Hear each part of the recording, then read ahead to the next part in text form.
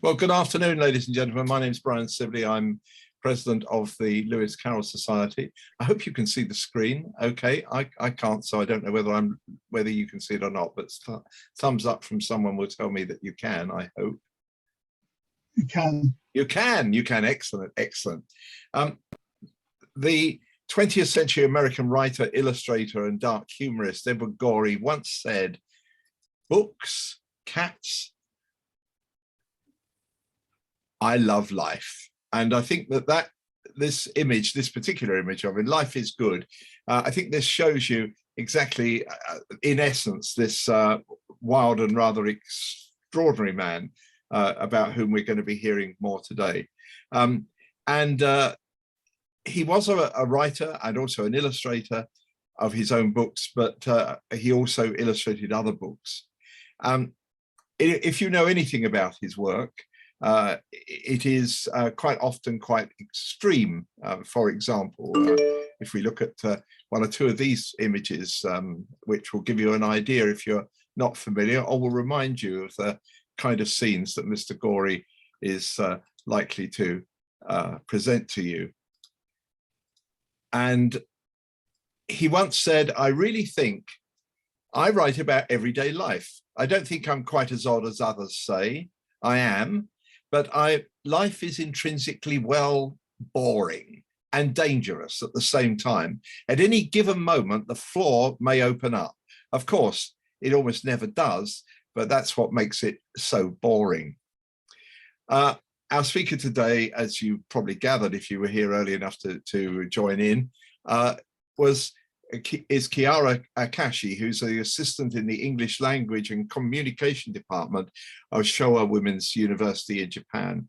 I first met Kirara when she was studying children's literature at Roehampton University in London, where she won the Pinsent Prize for her MA dissertation, exploring the influences of Charles Dickens and Lewis Carroll on the picture books of Edward Gorey. And that's the basis for her talk to us this afternoon. But I'd like to have a chat first, if we may, Kirara. What was the reason for your wanting to come to study, first of all, in Britain? What particularly attracted you about coming here to study children's literature? Yeah, originally my interest lies in Victorian society and culture and Victorian children's literature, of course, such as Alice. And I belong to Lewis Carroll Society of Japan, and many brilliant teachers impressed me. So I tried to study seriously children's literature in the UK. So it's my starting point.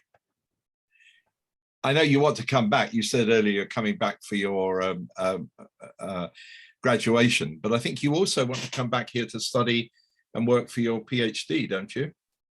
Yes, I try to pursue a PhD because after finishing my MA degree, I try to study more and more, and it's my dream, but I try to be a researcher, so I need a PhD degree.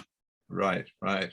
Well, Lewis Carroll obviously is key to all of these interests, and ties in obviously with your interest in Victorian Britain and the literature of that era. What is it particularly about Lewis Carroll that appealed to you and got your interest in this whole sort of time scheme interested in? What fired that? I first Lewis Carroll's work.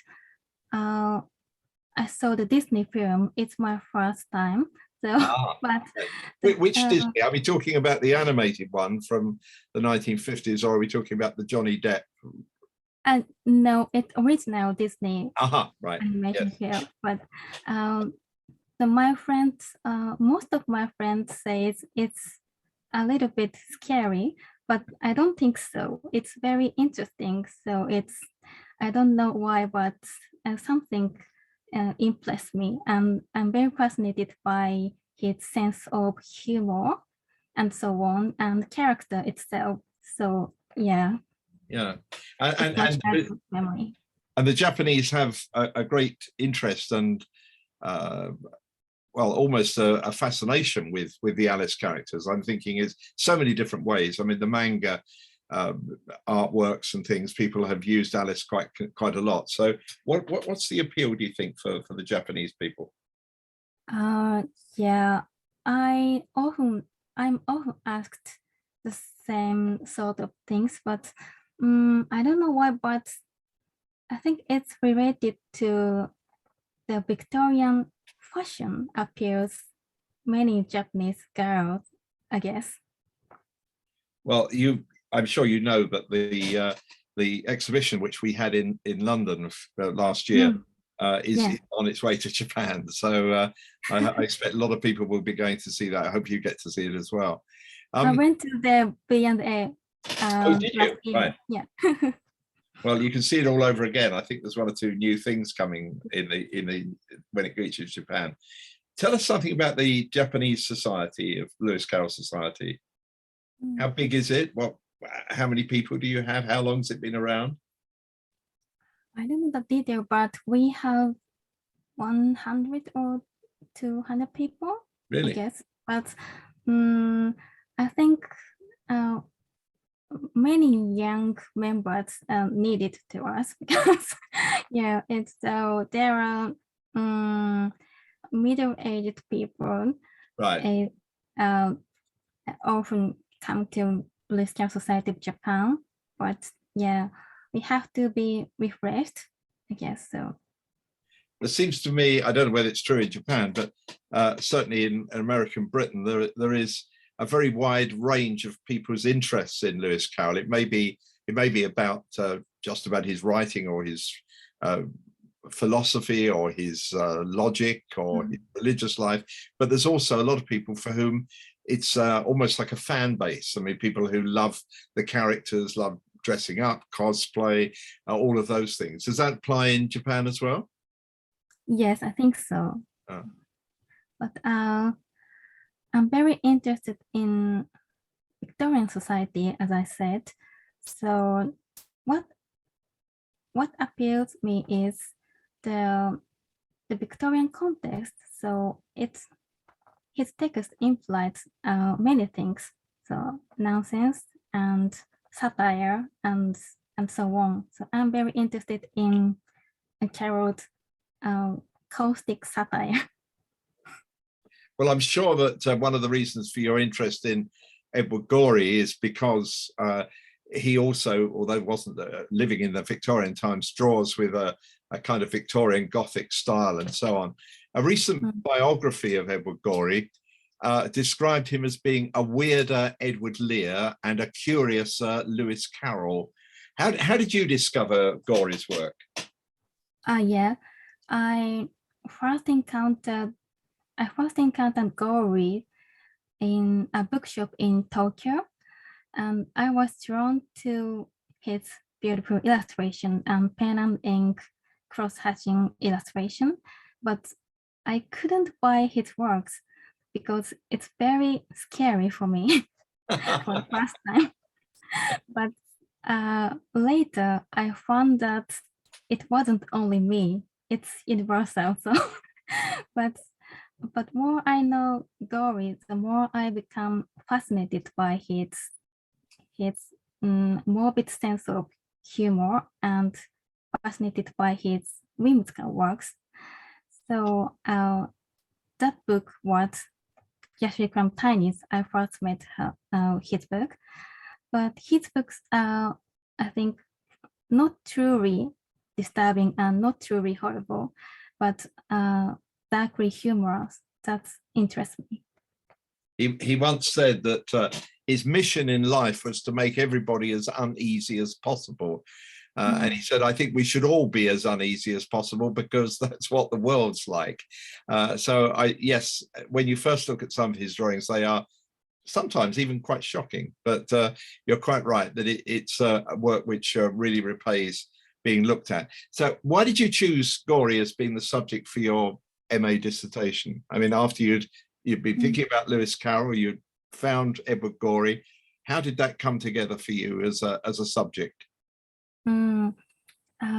Originally, I tried to write about Lewis Carroll, and Alice in Wonderland because I love it. But more I know Edward Gorey, the more I try to examine why he is so fascinated by 19th century Britain. So, though he is 20th century American, he definitely has Englishness in his works. So I decided that I tried to explore the relationship between Victorian and Neo-Victorian illustrated text. I'm just admitting a few more people, which I think I can do. I'm hoping I can, who are waiting in the waiting room. I hope those of you who were waiting are now joined. I was telling Steve to do it, but I realized that I've got control of the screen at the moment. So I hope everybody's in who wanted to be in. Well, let's hand over to you now for your presentation. Steve, can you hand the screen over to Kirara so that she can take control? Okay, so can I share the screen on my slide?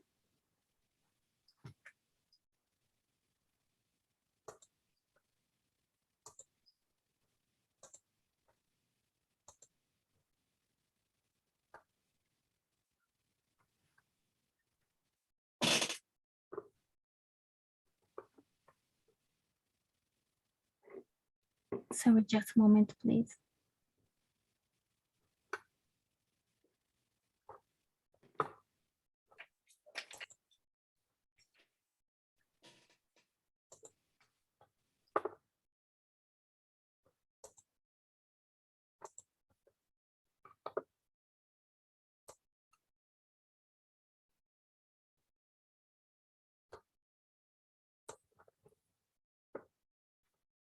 So can you see my slide now?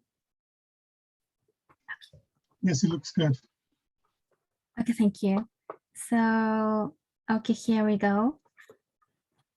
Today, I try to talk about the dark humor of Edward Gorey, Charles Dickens, and Lewis Carroll, and Neo-Victorianism in the 20th century illustrated text. This presentation is based on my dissertation submitted to Roehampton University last year. Today, I will reorganize it and show some topics that I'd like to share with you. I hope you will excuse my unpolished English. So my talk will be divided into 6 parts. First, I will introduce Edward Gorey and his career. And then I will tell you Neo-Victorianism and influential theory in this field. Next, I will explore how Victorian humor has impacts on Gorey's picture books. And finally, I will sum up my arguments and make some suggestions about the role of Gorey's Gothic horror texts in contemporary children's literature.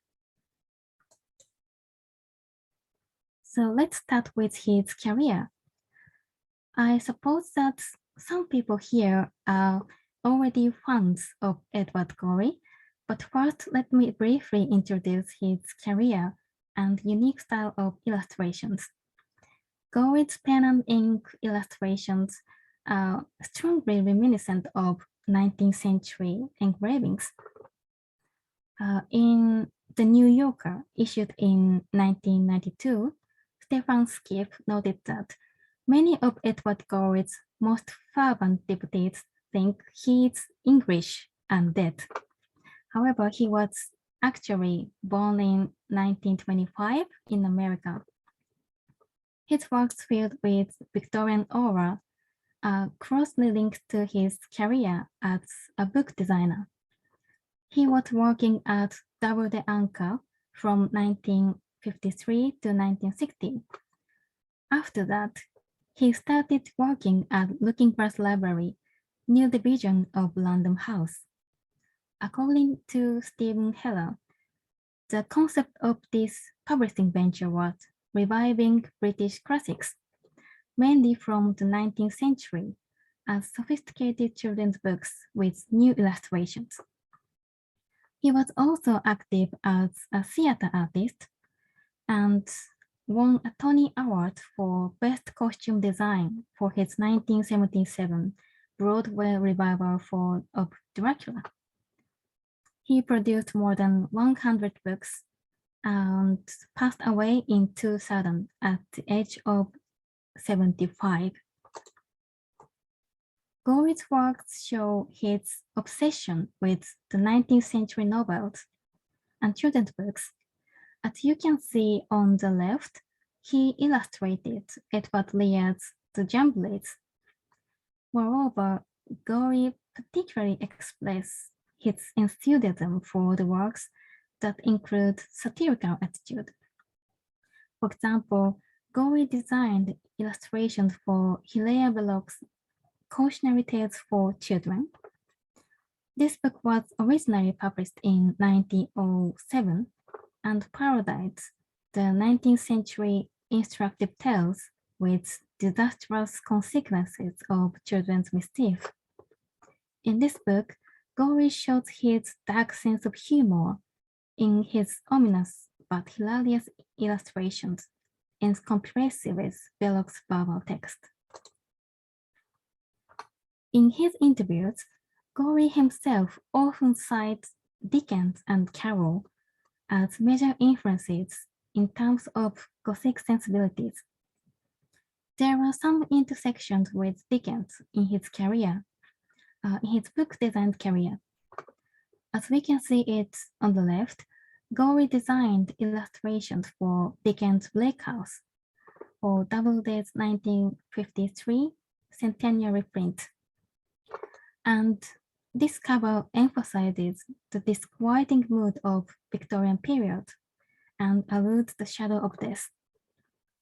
The right one is the haunted looking glass, which is the anthology of the 19th century horror tales, including the work by Dickens. And they were selected by Gorey himself.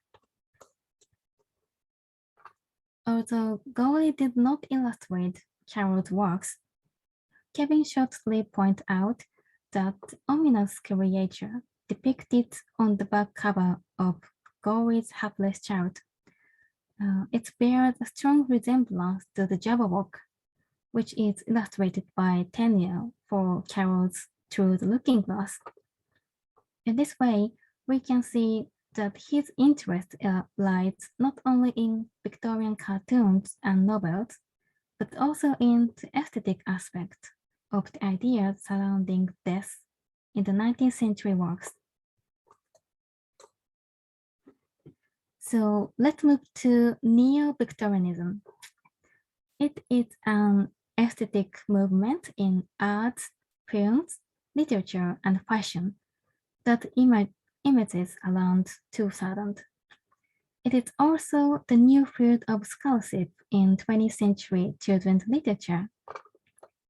This includes a wide range of texts, such as BBC's television series Sherlock and Brian Talbot's whimsical graphic novel, Alice in Wonderland.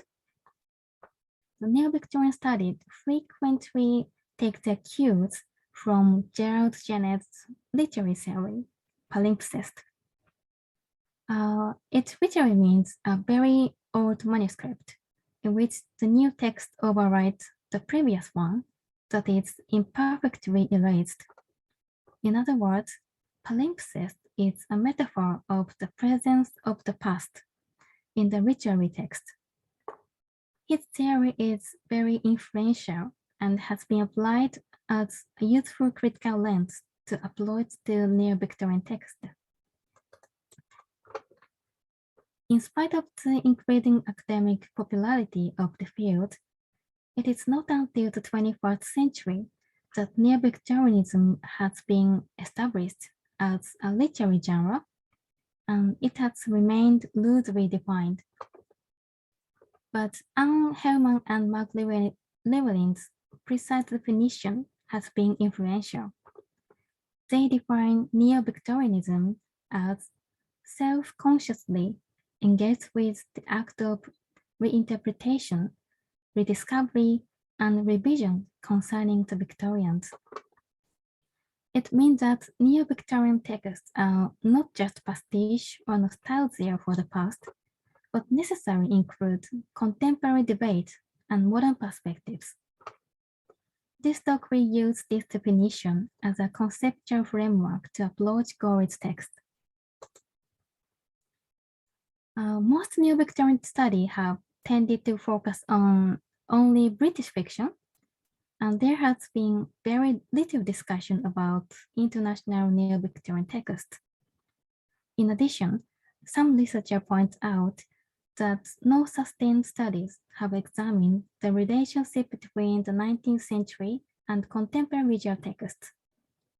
So drawing on the Victorian and Neo-Victorian palimpsest, I will explore Charles Dickens' A Christmas Carol, Lewis Carroll's Alice's Adventures in Wonderland, and the 20th century American writer Edward Gorey's macabre picture books, and identify the palimpsestic influence. So I will introduce Gorey's two picture books focused on this talk.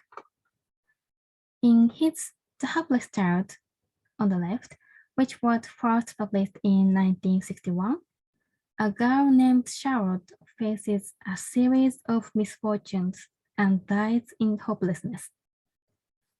His another book, The Ghastly Tinies, first published in 1963, is a melancholic rhyming ABC book in which children die alphabetically.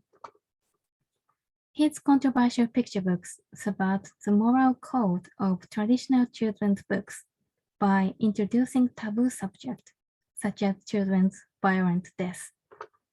However, these Gothic elements are also crucial themes to Dickens and Carroll's novels. What is important here is that the depiction of death and violence is turned into laughter by the humor. So the influence of their novels on Gorey's picture book is superficially not obvious. However, it is rather evident that Victorian subversive humor in the implication of death has palimpsestic impacts on Gorey's Neo-Victorian picture books. In the following parts, I will pick up some themes and demonstrate how Victorian texture and visual humor is incorporated into Gorey's picture books. So let's start with Dickens' A Christmas Carol. This novel is always accompanied by the shadow of death, but Dickens' humor exercises comic effects on the Gothic elements. We can see Dickens' first comic attempt at the very beginning of the novel. The opening line makes a firm statement about Mary's death. Mary was dead to begin with. There is no doubt whatever about that. This is repeated in various ways for the next 4 paragraphs. For example, please look at example B. Dickens used the cliché such as old Mary was as dead as a doornail. Moreover, there is a detailed description about Mary's funeral. Scrooge was his sole executor, his sole administrator, his sole assign, and so on, and sole mourner. It's very wrong. Finally, Dickens relates Shakespeare's Hamlet to Mary's death. Interestingly, one critic said, absurdly rigid repetition could be funny. So by repeating the same topic of Mary's death, Dickens turned the solemn scene into the object of laughter. In Gorey's The Ghastly Tinies, this repetition is inherited, but it's more darkly comic. Gorey repeatedly depicts the bizarre death of 26 children by conforming to the rigid form of alphabet book. As you can see below, it starts with A, it's for Amy, who fell down the stairs. And the child's death is repeated in the same vein until the last alphabet, Z is for Zilla, who drank too much gin. It's quite bizarre. In contrast to Dickens' long exploration of Marley's death, Gorey's rhyming alphabet does not wait long for comic timing, but triggers laughter more speedily with a brief caption.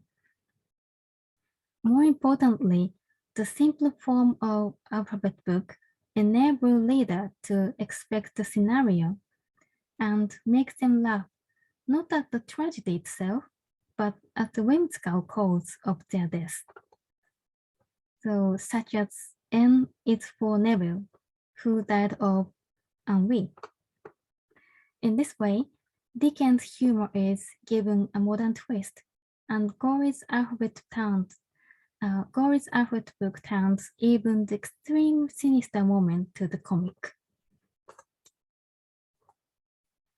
Next, another Dickens comic technique is incongruity of his language. Let's take some obvious examples. When Scrooge first meets Marley's ghost, the door knocker of his house is metamorphosed into Marley's face, and he describes it as a bad lobster.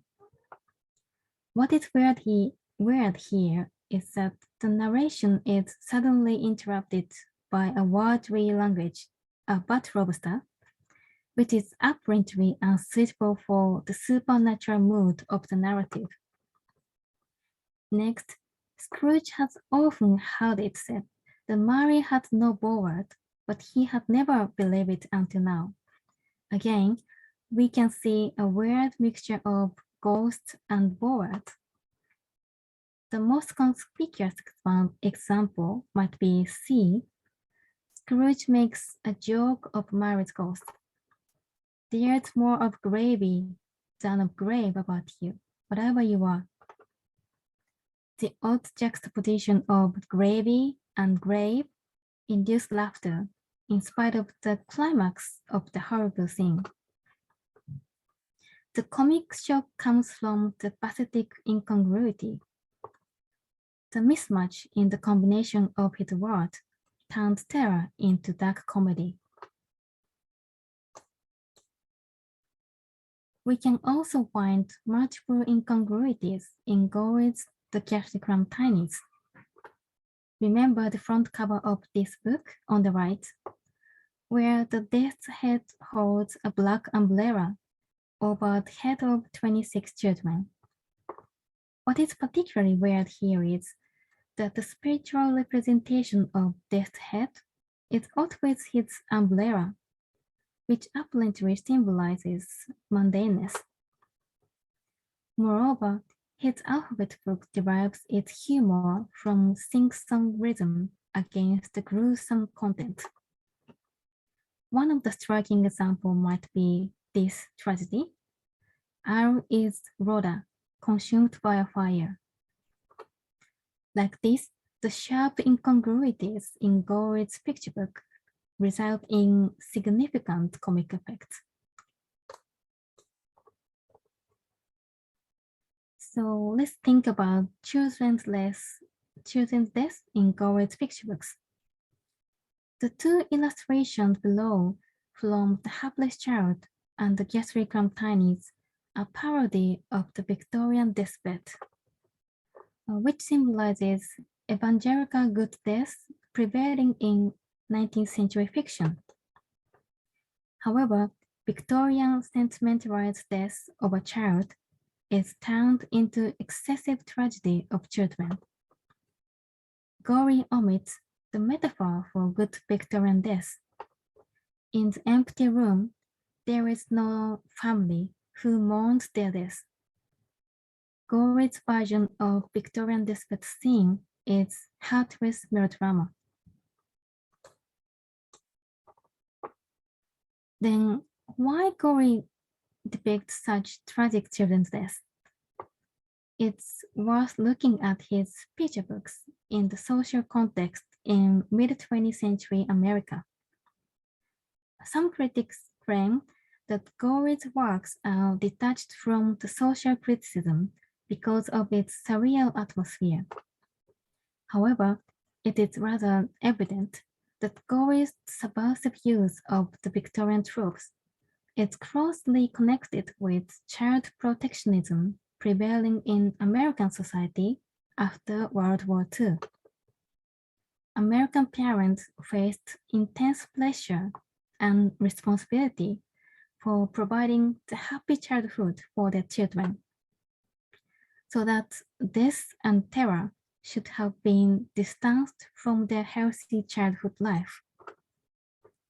Gorey's works seem to be the antithesis of this modern trend in children's books.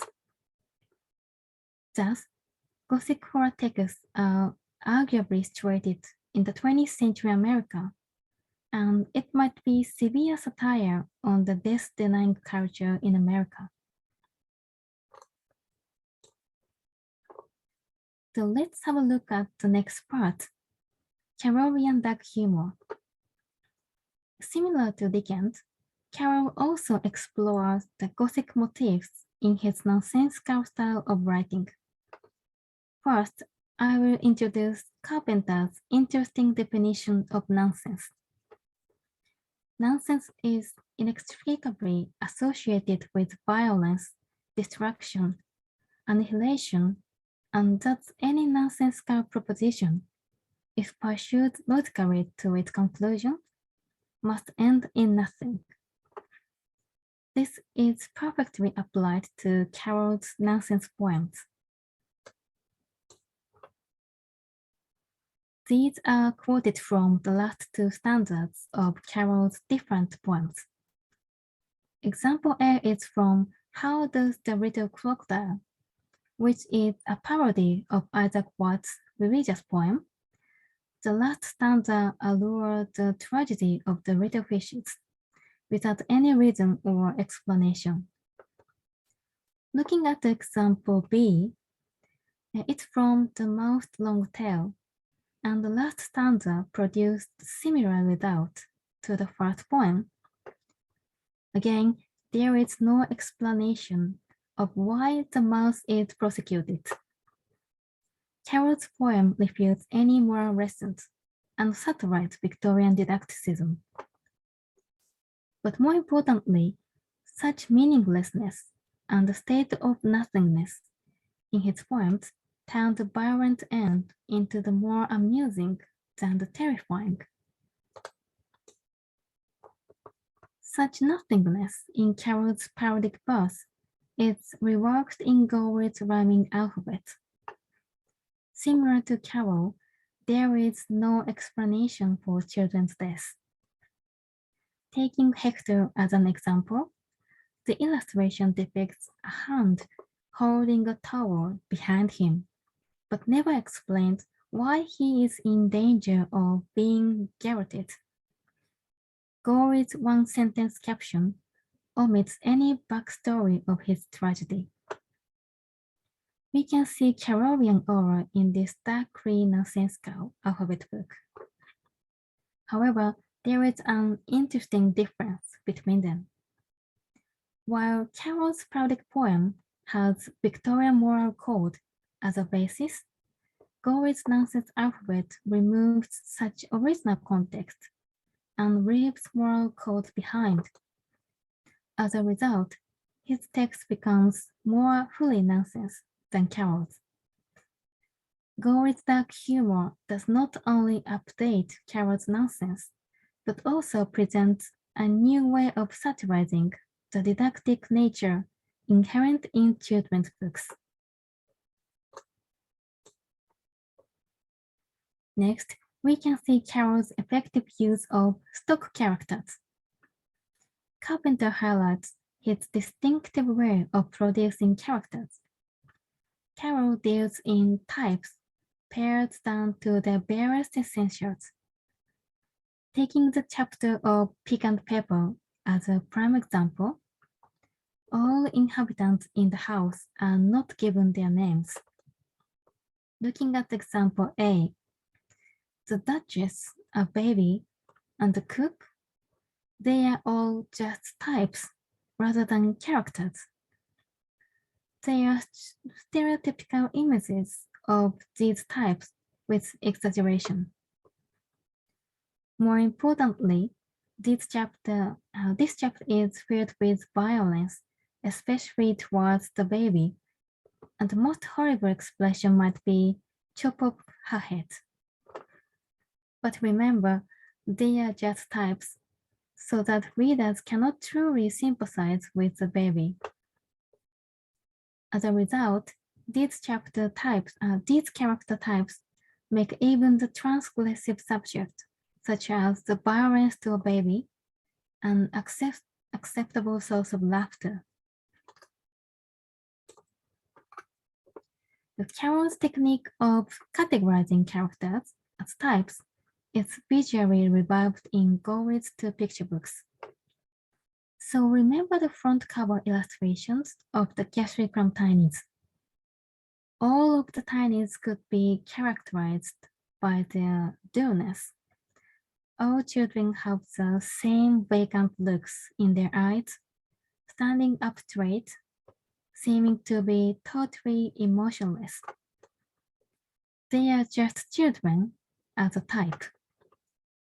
Visually, these undistinguished children are lacking in their identity, except for their costumes.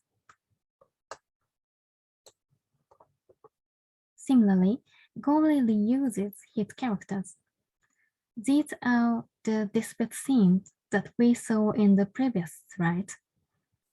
There is a striking resemblance between Charlotte and Clara. Both children lie on the beds alone in the black room. They seem to be doublings, and they are almost the same child. Gorey's reuse of his characters prevents readers from truly sympathizing with the undistinguished child characters. It provides a solid comedic foundation to prepare readers for laughter.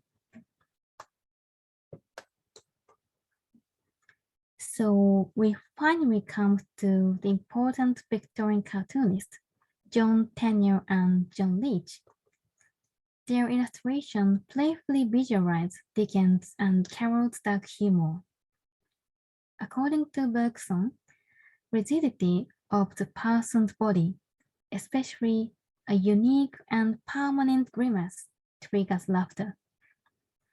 So let's look at their illustrations. In the Christmas Carol, each character has a grimace. In the illustration on the right, Scrooge has a perfect grimace when he meets Marley's ghost, who also has a rigidity on his expression as opening his eyes wide. Moreover, even a candlelight is given a face and also has a grimace.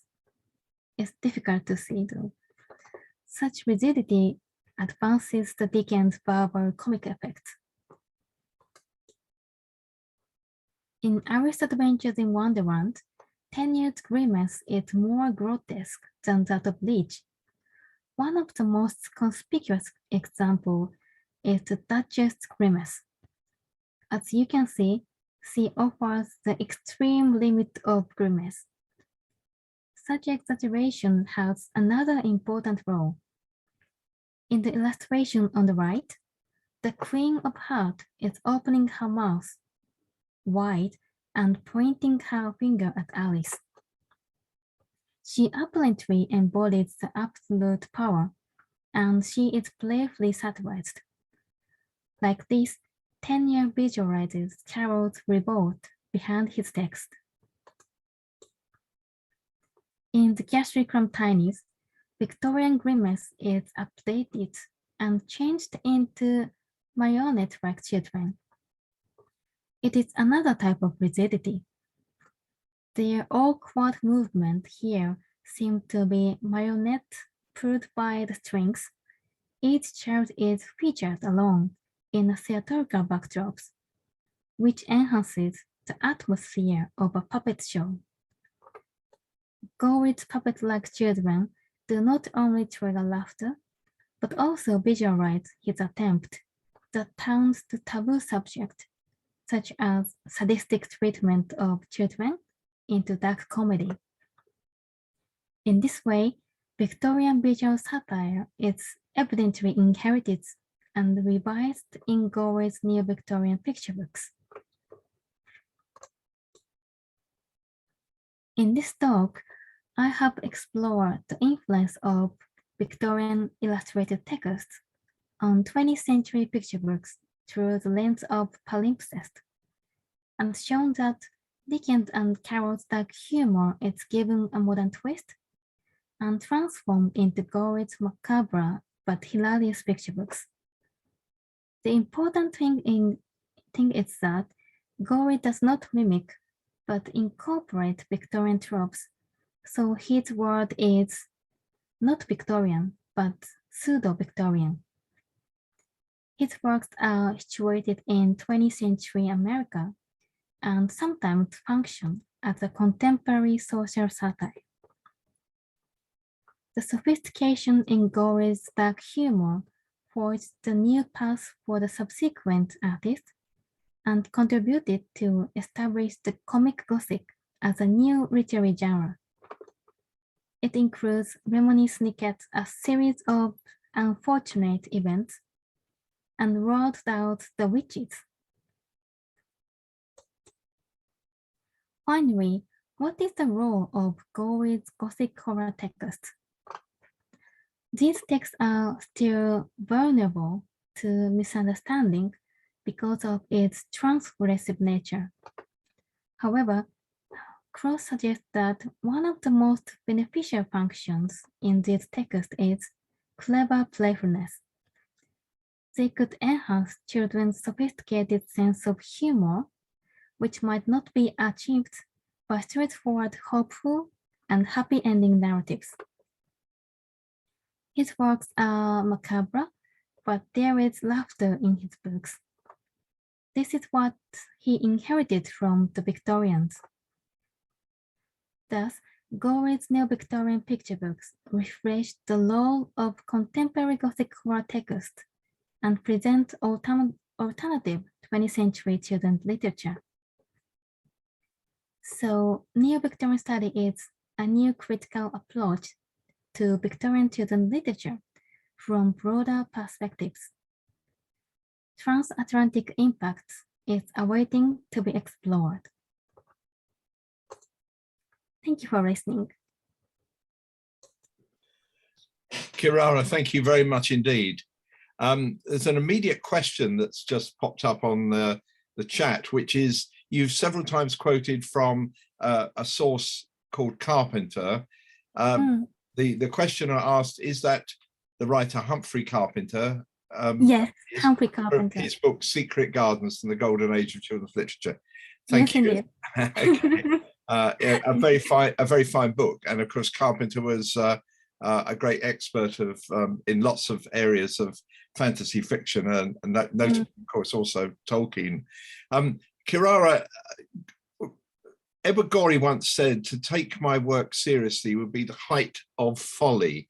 Do you think that applies to all nonsense, or is Gorey just trying to stop us from taking seriously the subtexts and themes that run through his work? Do you think he's just making light of it as a joke? I don't know.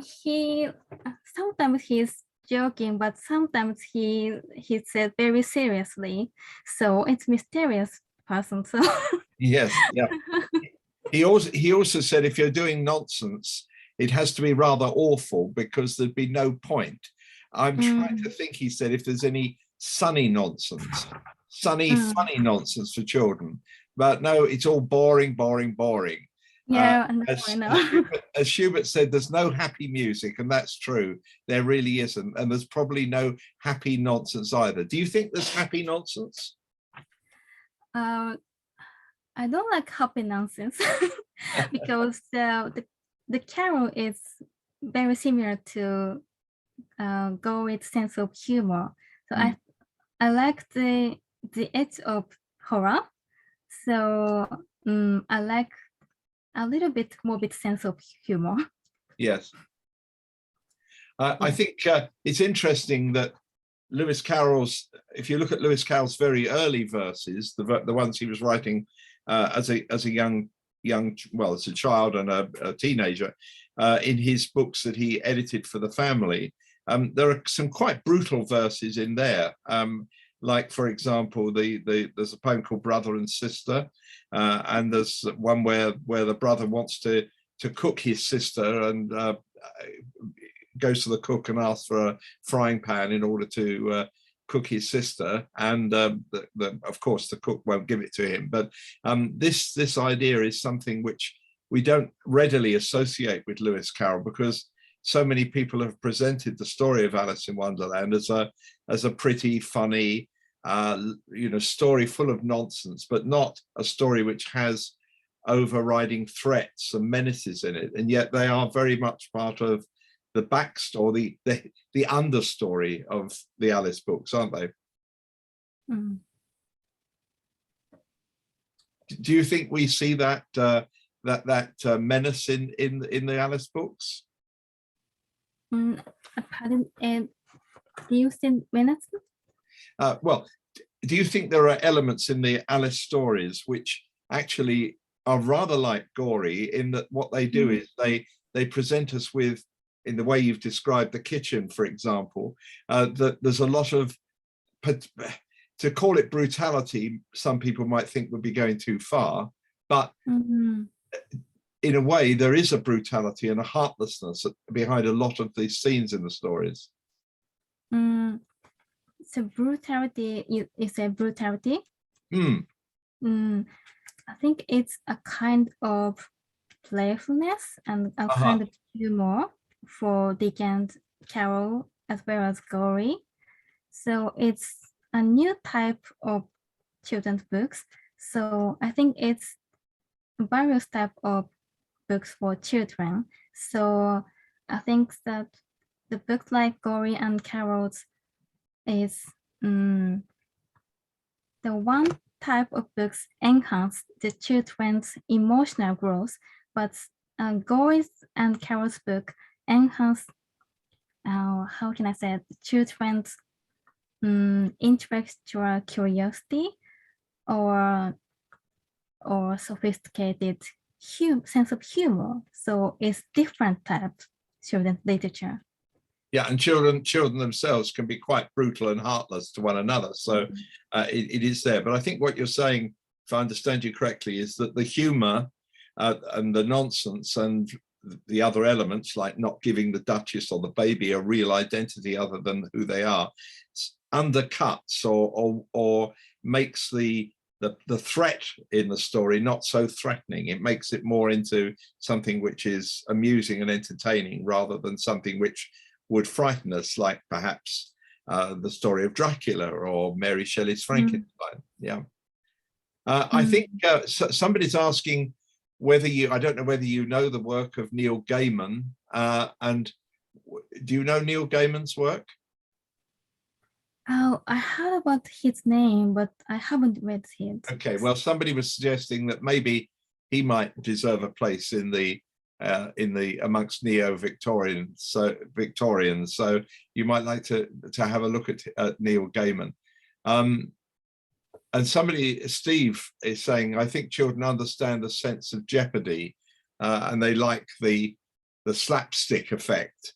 And somebody else has just pointed out if you think of Dickens' Great Expectations, for example, the very first chapter, you have Pip encountering Magwitch in the graveyard, so you're immediately in a graveyard setting. And so these are kind of tropes which children, I think, understand in a kind of a way, and maybe it enables children to understand better things about life and death. Do you think people actually opens the way to our having a better understanding of these important things in life?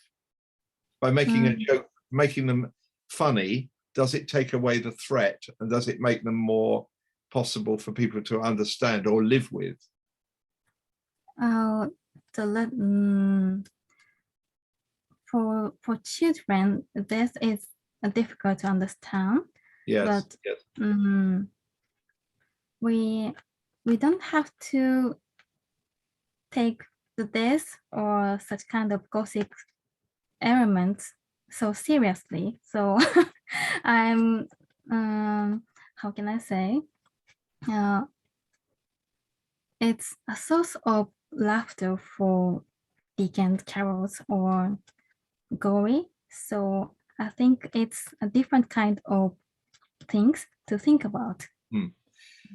Joe Birnbaum asks, and it's an interesting question, this, do people, I don't know whether you know the answer to this, but whether you've ever asked anybody, do parents really read the Gashly Crumb Tinies to their children? Or are these books which appeal to people mostly because it's about our memories of childhood rather than children themselves? Do you think people actually read these books to their children rather like they might read Alice in Wonderland or the verses of Edward Lear?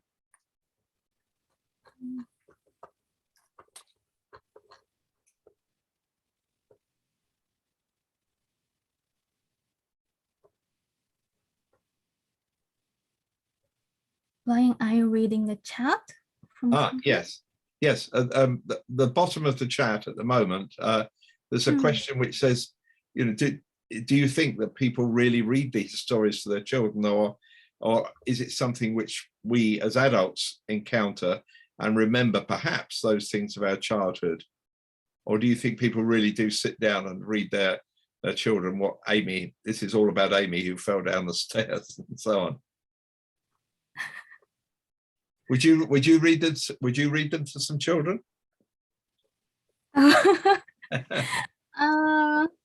It's very difficult question, but it might be simple question because I show a Gashly Crumb Tinies to one children, and she is about around 10.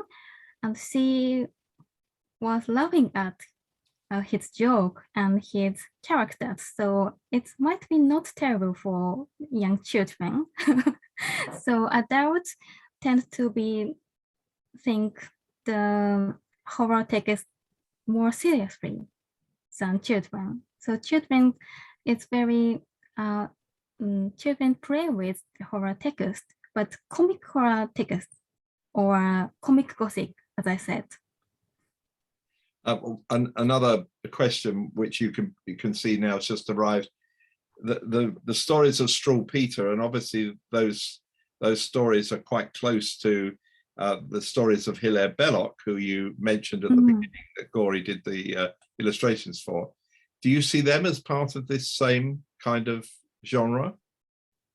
I think so. Yeah, it's same kind of genre. It's about satire and cautionary tales and parodic types of children's verse. So it's the same genre, I suppose. And somebody points out that some people would say that the Alice books aren't really for children either.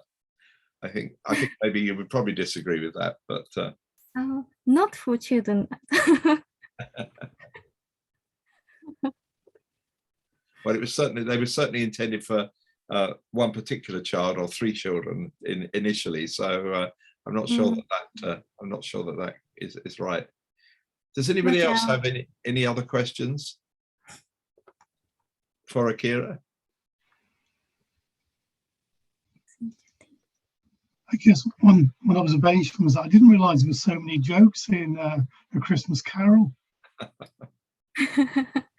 I'll have to actually reread it now, because I think a little bit like your Alice in Wonderland seen in the 1950s, in the UK, at least for me, Christmas Carol has always been the one with Alistair Sim, and it's quite dark.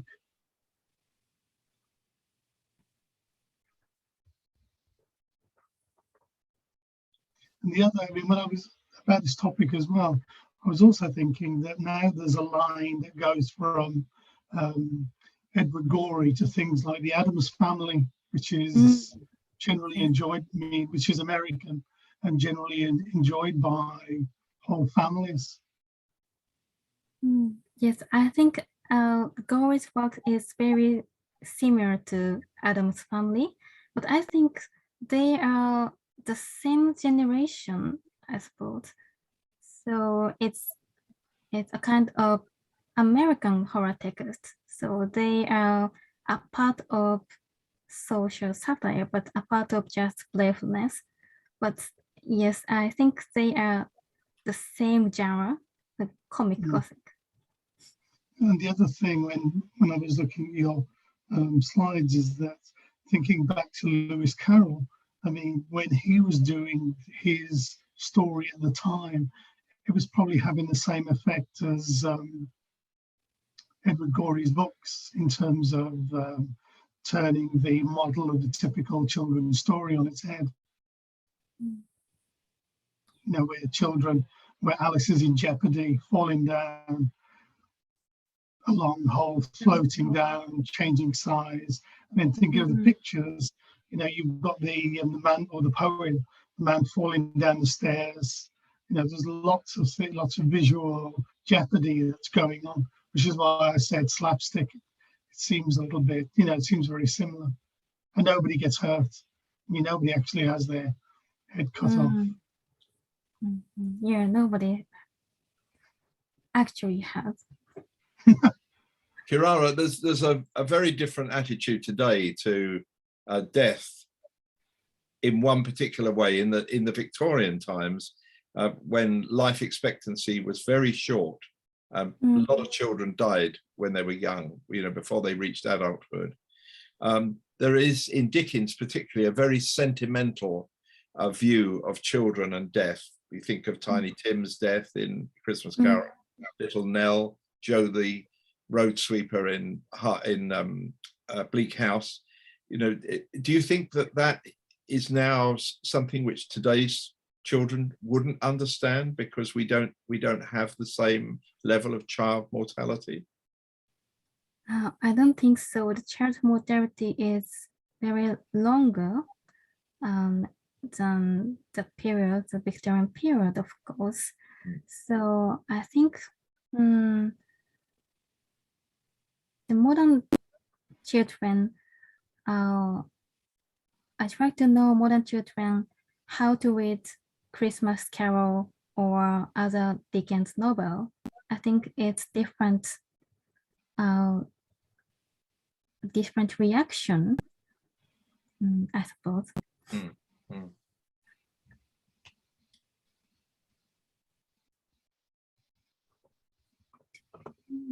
Mark Richards was asking, and I didn't know this, so thanks for asking this, Mark.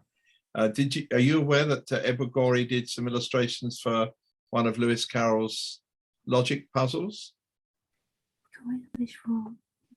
Oh, I don't know that. Right. Yes. Well, thank you, Mark. You've alerted us to that. I didn't know that either. I didn't think he'd illustrated anything by Lewis Carroll at all. So, and I've often wondered why he didn't. If I could screen, yeah, do please. I can show you them. Yeah.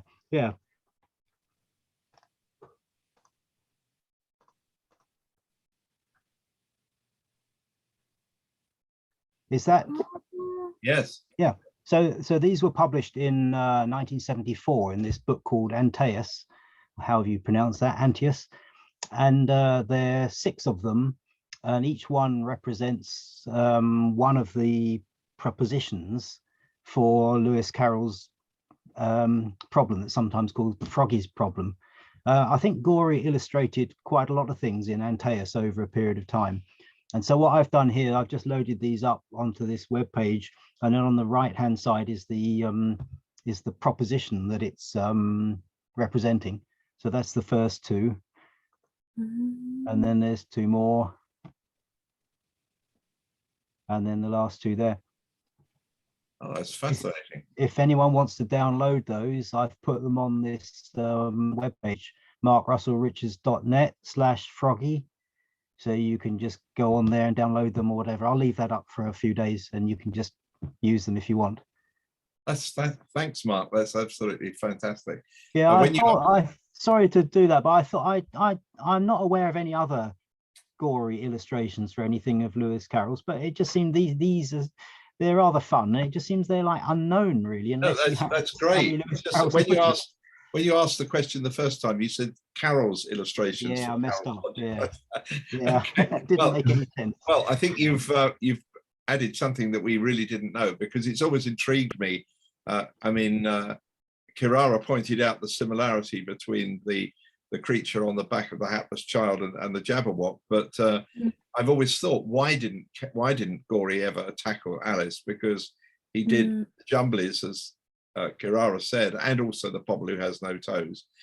So he obviously was very aware of their work. There's no question. But these are great. So thanks for sharing those. Something you can add. Something you can add to your talk, Kirara. Yeah, I tried to see the Gorey's version of Alice in Wonderland. Well, I think we would all like to see that very much. Yes.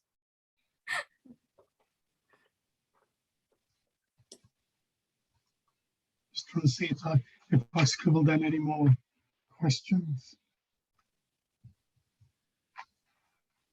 Matt DeMarcos asks a question, but I don't know the answer to this. He rightly says, of course, that poems about children dying were, as he puts it, all the rage, and they certainly were, poems and stories about the death of children. And he says, are they not mocked in Huck Finn? I'm not in any way an expert on Twain, so I'm not sure, but does anybody got any thoughts about that? Matt, do you want to tell us why you asked that? Want to unmute yourself? I just remember I read the annotated Huck Finn, and I remember there being a point, or maybe an annotation about it.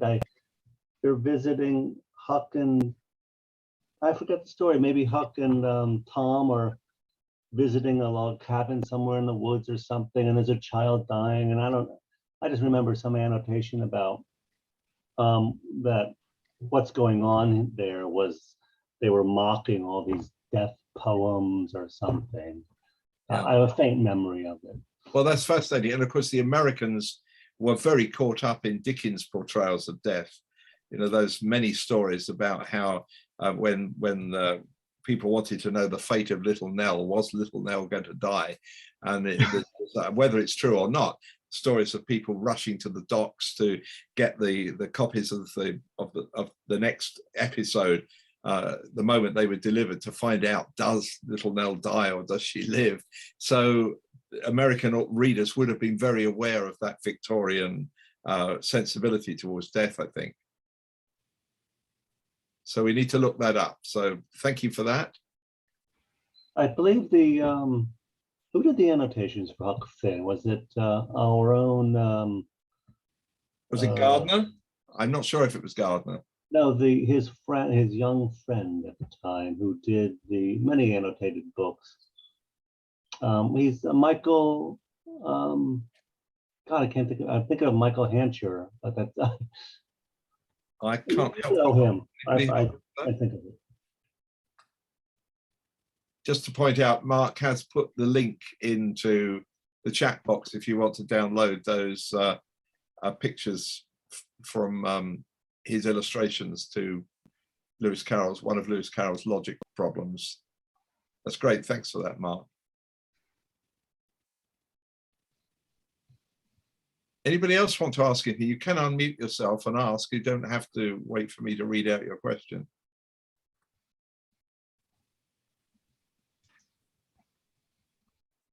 Hi, Brian. Can I make a small comment? Of course. Hello, how are you? Just fine, thank you. Thank you very much for your very interesting presentation, Kirara. Thank you. And I'm very much interested in the dark humor thing and the resemblance between, the motionlessness of the faces on illustrations during the Victorian period and Edward Gorey's illustrations. And that reminded me that that kind of emotionlessness and kind of darkness could be created by the influence of the photography, Victorian photography, because I'm interested in the influence of photography into on the literature. And as everybody knows, that photography in the Victorian period took a very long exposure time, which makes people emotionless on their pictures, and that could be one of the reasons that created some kind of dark atmosphere of illustrations and arts and visual things as a whole during the Victorian period. So that's kind of something hinted on me during this presentation. That's the only comment that I can make now. But that was your presentation. That made me think of that influence of Victorian photography. So thank you very much. Thank you very much. That's really an interesting point, because of course people had to sit very still for quite a long time, as you say, and many people in early photographs do look pretty gloomy. Even some of Lewis Carroll's sitters look not entirely happy. I would like to fight back on this one just a little bit. And just tell us, Matt, you have identified who the annotator was, or somebody has. Michael Patrick Hearn, of course. He's at a lot of our meetings when they're in New York, and he's written on Carroll. Good guy. So you're fighting back. Tell us why you're fighting back. Well, I think that the times are exaggerated. Carroll talks about a 45-second exposure and a 1.5-minute exposure in his diaries, and he's mentioning those because they're outrageous. That's the only reason he's mentioning them. And the only one exposure time he mentions otherwise is a 10-second one, and he's mentioning it just by happenstance. And this is outside. So this is an indoor photograph, I think, upstairs in his room. So I think these exposure times are quite often just 5 seconds. And you have to remember, with photography, you have to stand still and be still, even if it's 1 second. Mm-hmm. So you get a lot of people saying you have to stay still, but it's 1 second is a tremendous amount of time to blur a photograph. And another point, they're not smiling in photographs because that just wasn't the artistic thing to do. I mean, it's very, today your grandmother thinks you have to smile in every photograph you're taking, right? I mean, and your parents are always wanting kids to smile. Tell a kid to smile and you get this fake smile. But that just is inartistic. And why are they not smiling in paintings? Because they have to hold a smile forever? No, it's because it's just not the form. And particularly people who were figures of importance. I mean, clergymen, people in universities. You were expected to look what you were. Yeah, and just your mother or anyone, just wouldn't be thought like you paint someone smiling. I mean, really? I mean, it just wasn't done. That's a modern thing. So I don't think we should look at photographs and think, oh, they're not smiling, therefore, and I don't. And Stuart makes an interesting point in the chat by saying that, of course, Lewis Carroll has been praised for bringing out emotions from his subjects, and particularly he's very adept at getting people to, particularly children, to show to be in a relaxed position, or think of his self-portrait, the way of making himself feel not quite so like the rigid pictures that many Victorian photographers were producing. I would encourage everybody to look at Aldo has added a link to Tumblr. I've never seen this before. I don't know if anybody else has.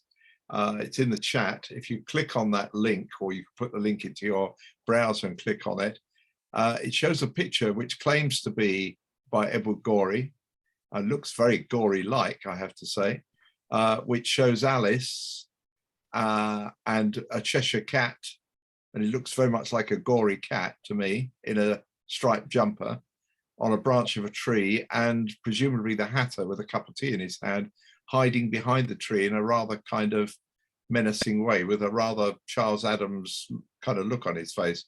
So I'm intrigued by that. If anybody knows anything more about that, that would be great to know, because that clearly is an illustration for Alice, some aspect, or representing the story. And I've never seen that before either. So can you see that link, everybody? Just if you just copy it and paste it, you'll find it's a really, really intriguing little drawing, and looks indeed very like Gorey might have depicted it. Brian, I've just followed that link. Yes. And it, by clicking on the Tumblr image, takes you to something called Phantom Wise Down the Rabbit Hole, a blog dedicated to Alice in Wonderland. Yes. And there the picture is shown, and it's titled Edward Gorey's Alice in Wonderland. Right, okay. Posted Feb 24th, 2013 with 43 notes. Well, thank There you. Go. It's not fake or anything, like someone might mash up 10 Well, it doesn't look like it to me, but I don't know. Claire, could tell us about this if you unmute yourself. Oh, no mic or camera. Claire is saying that in Night Letter 91, there's a Gorey drawing of the Jabberwock. Well, thank you. Didn't know about that either. We're discovering that. Anybody who can find that and throw it up for us so we can see the image, that would be great. Thanks, Claire. I think, Brian, going back to one of the earlier points, with child mortality, I imagine that in the Victorians they were more familiar with children dying than we are now, with obviously our advanced healthcare. So maybe the Edward Gorey was in the kind of the midpoint when where people were becoming a bit more sensitive to things like that. Yeah.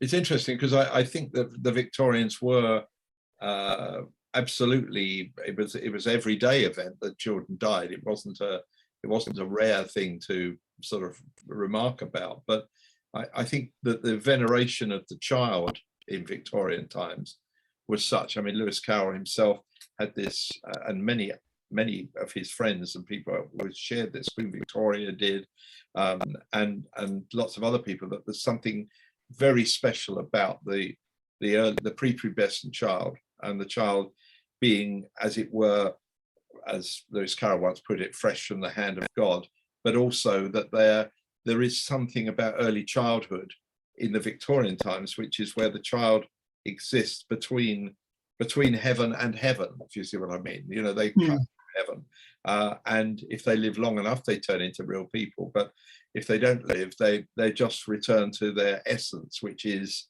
as it were, something heavenly. But I think today you're quite right that we have less expectation, well, of death generally. I mean, you know, how often do we refer to somebody who is, dies in their 60s, and we say, how early that would be, where in fact in Victorian times, such for many people, life expectancy could be perhaps mid to late 50s. So, you know, our whole understanding of not our understanding of, but our relationship with death is entirely different. I think Susan Mary wants to say something.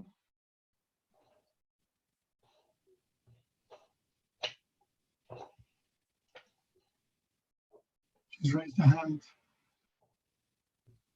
Can you unmute?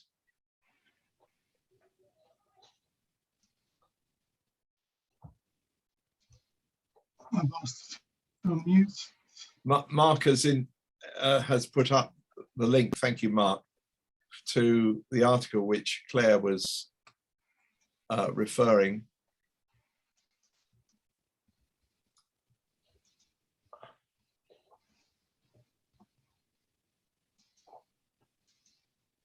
Right, well, this is Claire Imholtz wrote an article about Edward Gorey's planned book of Jabberwocky translations. Thank you, Mark, and thank you, Claire, for telling us about this. Do you know, Claire, is this the only illustration? It looks like a sketch for possibly for the cover, I imagine. Is this the only illustration that he produced?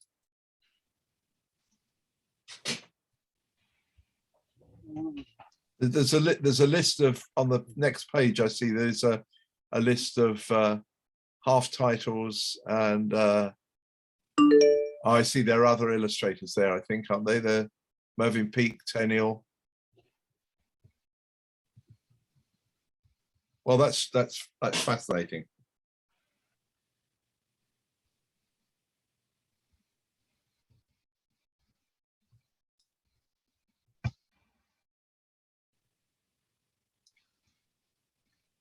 Yeah, back to Kirara. I mean, Kirara, have you got any more observations after the talk and questions?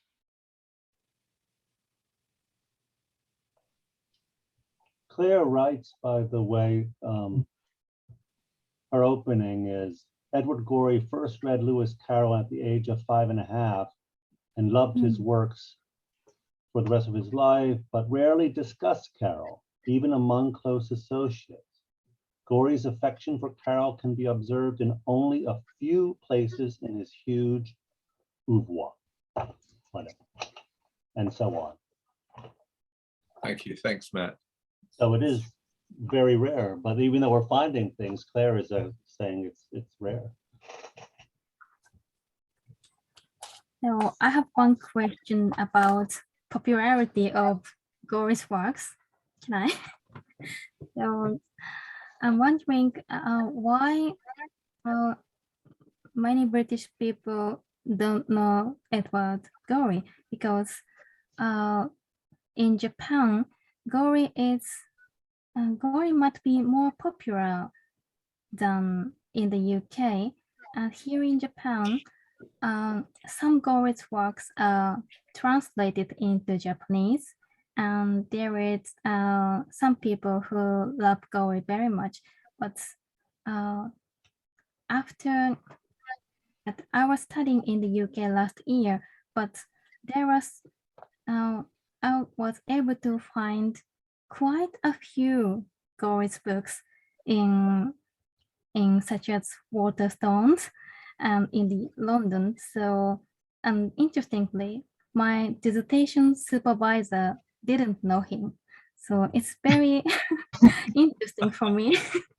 Japanese people love Gorey, but his works are very similar to Victorian children's literature, but British people don't know him. So it's very weird for me. Why it's so less popular in the UK?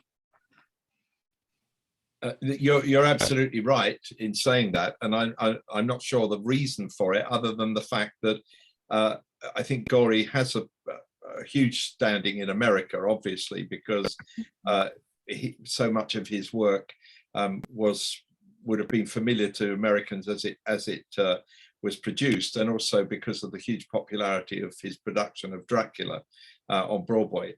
But I think that, I mean, the books have appeared in Britain. They have been translated, well, not translated, but they've been republished in Britain. But I think with less, probably it's true to say, with less probably notice being taken of them.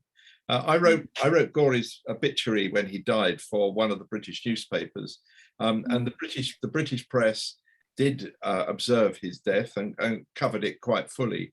But I think that the average, certainly true that the average reader in Britain wouldn't be quite so familiar. and it's quite easy in Britain to pick up signed copies of his books, which if you wanted to buy them in America are much more expensive because people in Britain don't actually necessarily know his work. I've got one of his prints hanging on the walls, a signed print of his hanging on the wall, or an engraving and etching.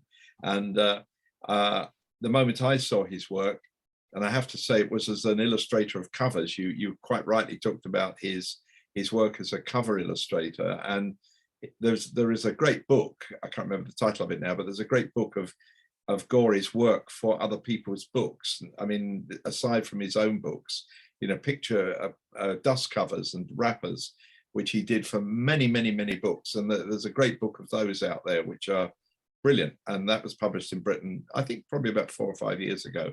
So I think there is a group of people who are very aware of him, but you're quite right. He's not, say, as well known as Maurice Sendak, for example, you know, another contemporary American illustrator and writer.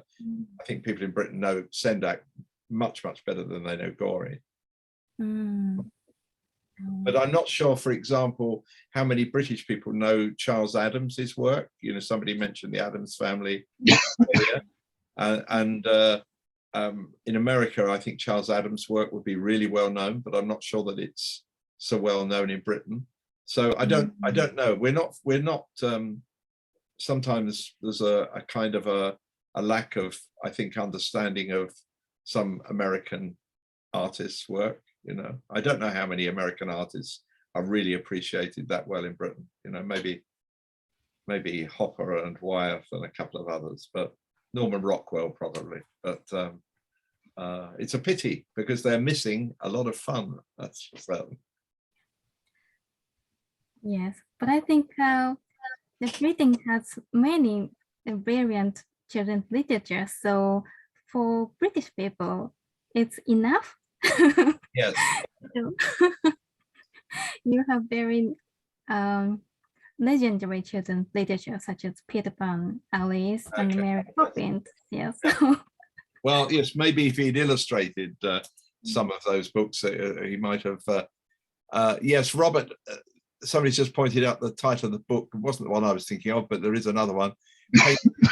Devils, Strange Stories, by Robert Aikman, illustrated by Gorey. But there is a book just devoted to his book wrapper covers. I think it may be called The Front Cover. Not sure. Anyway, well worth looking out for some of these things. And certainly there's some very early American sci-fi books, fantasy books by Belknap Long and one or two other writers, which Gorey did some wonderful kind of monsters.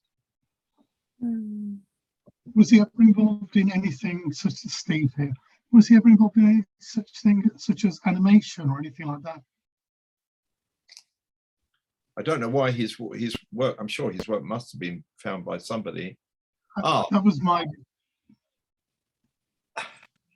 Just found a misattributed Cheshire Cat by Tennant, but credited to Gorey. Somebody should think. Yes, well, there you go.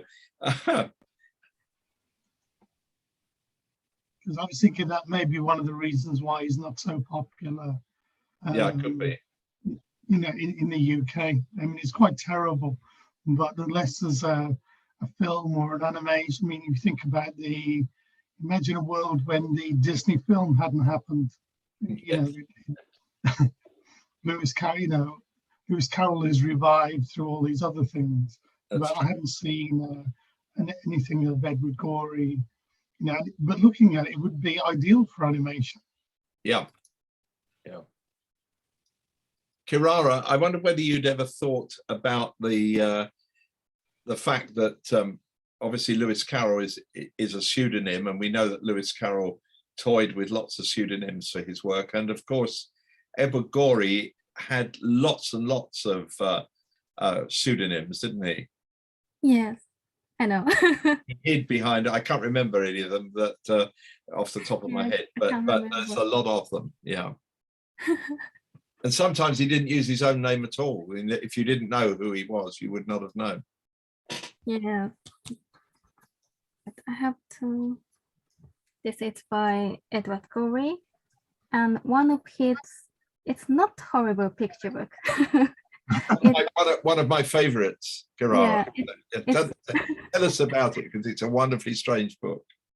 Yeah, strange book, but it's not horrible. It's very mild Gorey books.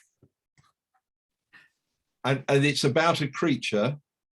Can you show the cover again? Because this creature turns up and becomes he kind of imposes himself into the family who live in this house, and they don't really know what to do. And he's got this long scarf, and he wears sneakers, which is exactly what Edward Gorey wore, because that was his favorite footwear.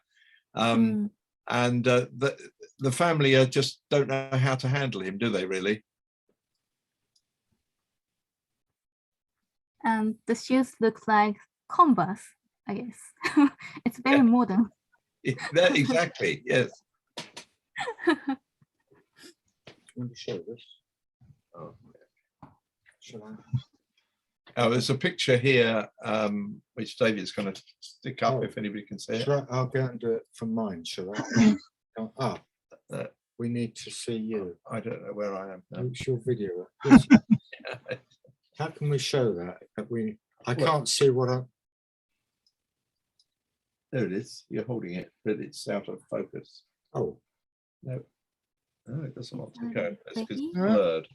No, let me unblur Oh, that. no, it was there for a second. Let me unblur the. Let me Unblur unblur that. the.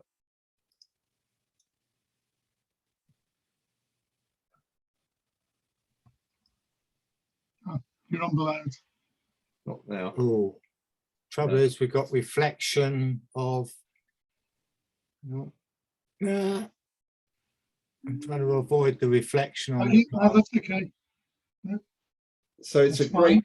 It's a great winged creature which is holding yet another dead baby in his arms as he flies away. Got it? It's titled "Night Creature Carrying Baby Aloft." Very dark. and it was the cover for a book called The Penguin Book of Vampire Stories. So, much of Gorey's work was adopted by the kind of horror cult, and I think that's probably why a lot of Americans initially knew his work. Yeah, you can see it a bit better now. I mean, that reminds me of the Henry Fuseli painting with the demon on the chest. Yes. Nightmare.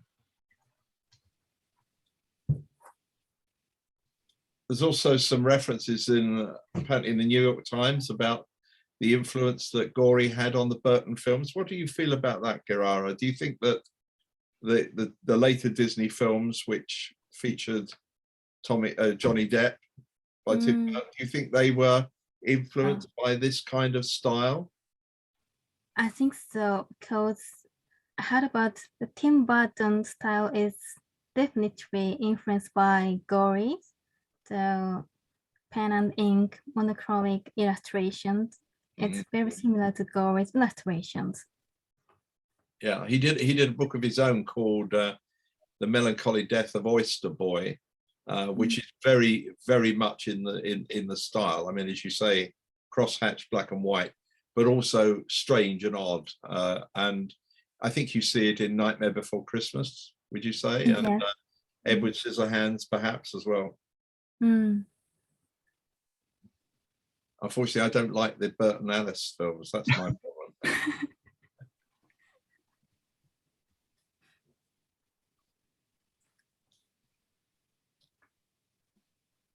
I've just put up a link on the chat. There's a New York Times article all about how the Burton film was influenced by Edward Gorey. Thank you, David. Thank you. I can't open it because there's a paywall on maybe you've inadvertently subscribed at some point. What? No. No, I haven't. I don't know why it happened. Steve, do you want to tell us anything about what's coming up in the Lewis Carroll Society going forward? Yeah. So, I mean, if anyone's getting any other questions, I'll give you some time. I mean, at the moment, there are no fixed dates for events, but some of the things that we're trying to organise is a talk with Guillermo Martinez, and we're talking about the New York Times. His book about a murderous Lewis Carroll Society was reviewed there last month. Right, thank you. And So, there's and we have a planned visit. No, it'll be an online talk. I think at the moment he's got a new book out and he's doing a book tour. But I'll follow up, and I expect in a month we'll try and organise it. So we've had the conversations before, but it was really trying to get a date, and he's off with his book tour. So that's a primary piece. Other things that are in the pipeline after the summer break will be a talk about comparing Alice and I keep getting what's the name of the girl? Dorothy. I keep going blank about Dorothy's from The Wizard of Oz. Or Frank Baum. L. Frank Baum. So I'm speaking to a lady from the Oz Society.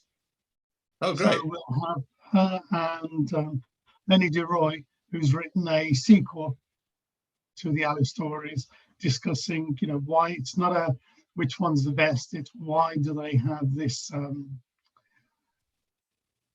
relentless and continuous popularity. And actually even the discussion with them, which was a little while ago, Frank Baum is a very interesting character himself, comparing him with Lewis Carroll. Anyone who doesn't know, at some point, Frank Baum, the guy who wrote The Wizard of Oz, was an actor himself. He wrote a book as a guide for window dressers. He owned a theatre. I think he even wrote a book about breeding chickens. It's just incredible when you read all the things that he did, and we won't go through all talk, but the relationships of the illustrators, the different, and also the interesting thing that links with the talk today is when these books were written and what they represented. Victorian child for Alice, the children at a different age for Edward Gorey, and Dorothy. Other strange things is that the film in 1939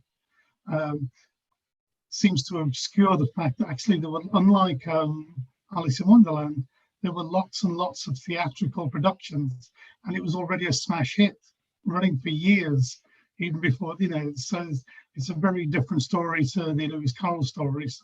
So I'm quite excited about that as well. Obviously, there is Alice's Day in July. And we were talking earlier on that in October, yourself or a representative of the Lewis Carroll Society will be speaking with Charlie Lovett regarding his new book and sort of the religious aspects of Lewis Carroll. So I think that we've got a pipeline that will take us through to the end of the year. Steve, can I just mention that you've forgotten the Bletchley Park summer outing, which we're hoping to have the second week in August. I'm waiting to hear from Bletchley Park if we can get a group ticket. We need about 12 people for a group, but I'm liaising with them at the moment, and the focus of that will be on Mavis Beatty and ID 25, but we'll see what comes out of Bletchley Park, if they can organise some, arrange something for us to have a separate group.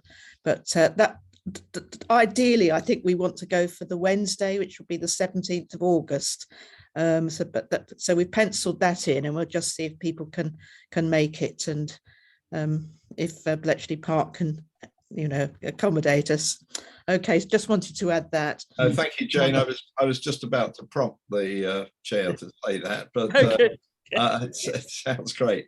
Yes. Susan Mary's got her hand up. Can you unmute yourself and and then we're happy to hear from you. Maybe you put your hand up ages ago and you've now gone away and given up. I think the hand's been up for a while. Oh, has it? Oh, well. I mean, for anyone, I mean, I can recommend the trip to Bletchley Park. You know, I've been there a couple of times myself, and there are lots of references to Lewis Carroll there. I mean, Mavis Beatty story.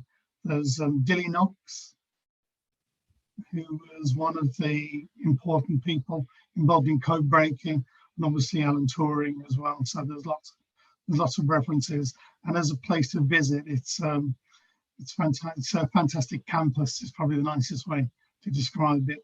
And for people who are not in the UK, it's equidistant between Cambridge and Oxford, and that wasn't a fluke, because it made it easier for them to recruit people for the code breaking. I managed to find a few of Edward Gorey's pseudonyms for those who might enjoy them. Ogdred Weary, Dog Year, and Mrs. Regira Dowdy were just a handful of names under which he actually published some of his books. So you needed to know, well, there is a website which is called The Many Incarnations of Edward Gorey, and it's worth having a look at them, because there are dozens of them actually that he hid behind, but I think he knew all the time that people knew. So there's a man called Garrod Weedy, who was actually the author of The Pointless Book, Dora Greydew. Anyway, you'll find them all there, and he was incredibly playful about so much of his own persona, and a fascinating character in his own right. Quite a tortured soul in many ways, and found life quite a challenge and quite difficult to cope with. So I guess we're kind of running towards the end now. Jeremy and David. Sorry, Kirara? David and Jeremy, hands up. David, Jeremy? Yes, David here. I just came across an article in the New Yorker from 2021 rather, which talks about Gorey not only collected toys, but made them. And there's a whole article there, I put the link in the chat, about his making toys. I didn't know that. He is very talented, making toys. Kirara, there's you mentioned the haunted tea cozy, which is his kind of the parody of Christmas Carol. Yes. What's the creature called in that? Because he made lots of toys of those. It's called it's black. It's a pun on humbug, which is the words that Scrooge uses, and I just trying to think what it is. But Jeremy was trying to show us something. He was holding up something. Yes, Jeremy. I can't hear him though. He's not muted, but I can't hear him. Jeremy, we can't hear you if you're still there. He's very, very faint. You're very faint. We can hear me faintly. That's better. Yes, go on. Yeah. This pop-up book. Yes. I know. Have you ever seen this? Are you familiar with this? Kirara has got a new. You need to hold it up slightly, Jeremy. We can't see it. Can you? Sorry. Yeah. A party of young visit the gardens of a mansion house, and they gradually each one disappears through some form of misfortune. No, that's good. We can hear you a little and see it now.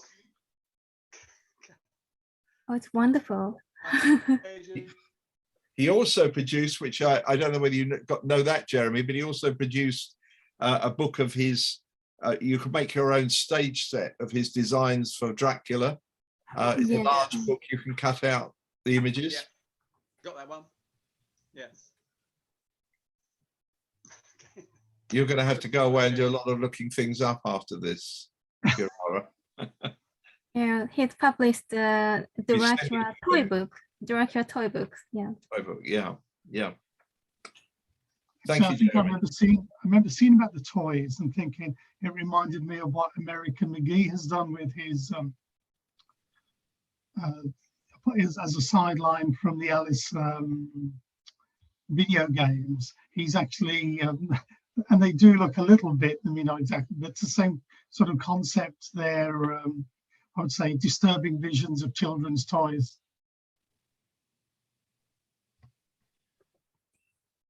I think if you look online, you will find that there's copies of the Haunted Tea Cozy with one of his dolls available to you. You can buy them as a kind of set, if you see what I mean. See, I'm scribbling down these things as well because I was right. I knew very little until we arranged this. I knew very little about Edward Gorey, so this has been quite an education for me as well. I hope it's not an expensive one. Yeah, Matt's just pointed out, apropos of the pseudonyms, that and he's quite right, that you could think that his real name was actually a pseudonym, because how many other authors or writers have had such an appropriate name? Yeah, which is true. Yeah, I'm very good. But that, yes, that was his name. But you could almost believe that was an anagram of a dog man would weary, or whatever he was called. So yes, great name. And of course has been used, certainly in America it's known as, I mean, the idea of gory-esque is now a term, just as Gormenghast of Mervyn Peake has the add-on of Gormenghastly. So yes, gory-esque. Okay, well, if there are, Brian, I think that's sort of, unless there are any other questions from Kirara or anyone, I'll look to close up the meeting. Yeah, I was just going to give you a quote before you close, Steve, which is, and it seems to me it's a wonderful example of somebody responding very quickly to an interviewer.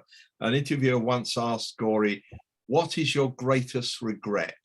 And Gorey said, "My greatest regret is that I don't have one. Would that we were all that fortunate."